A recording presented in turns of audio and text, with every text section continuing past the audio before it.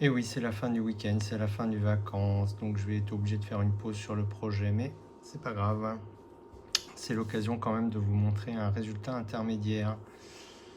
Alors, jusqu'à présent, j'avais travaillé avec le générateur basse fréquence, mais là, j'ai fait un test avec un prototype d'antenne, on va dire. Donc, c'est un cadre de polystyrène qui fait à peu près 80 par 60, autour duquel j'ai enroulé, j'ai fait 5 tours avec du fil téléphonique. Voilà. Donc, ce fil, après, arrive au niveau de l'amplificateur d'antenne, ici, où sont installés des condensateurs qui permettent d'accorder sur la fréquence de 162 kHz. Puis le signal sort de l'amplificateur pour aller sur l'entrée ici du Raspberry Pico.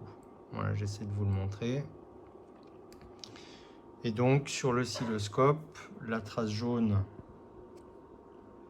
ici, c'est la trace du signal radio d'Aloui.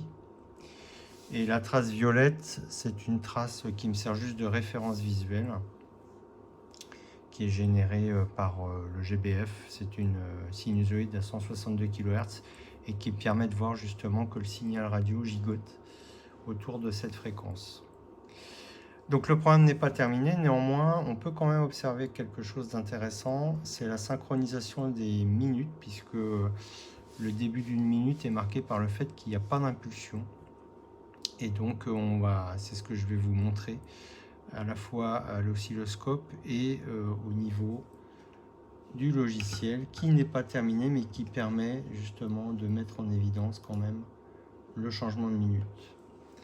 Voilà, donc le logiciel, en attendant que la minute arrive, le logiciel échantillonne à un peu plus de 400 kHz le signal. Ensuite, le signal est multiplié par un oscillateur local, et donc on obtient deux composantes en phase et en quadrature.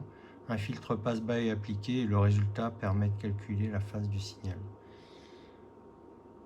Voilà, donc là ça devrait bientôt arriver et la sinusoïde devrait se stabiliser. Top. Et on voit ici que pendant une seconde, il n'y a eu que deux lots qui ont été modulés. Enfin bon, c'est peut-être des parasites, mais on voit très nettement que on détecte la synchronisation de la minute, même si le programme n'est pas encore, je le répète, terminé. Voilà, c'est de bonne augure pour la suite.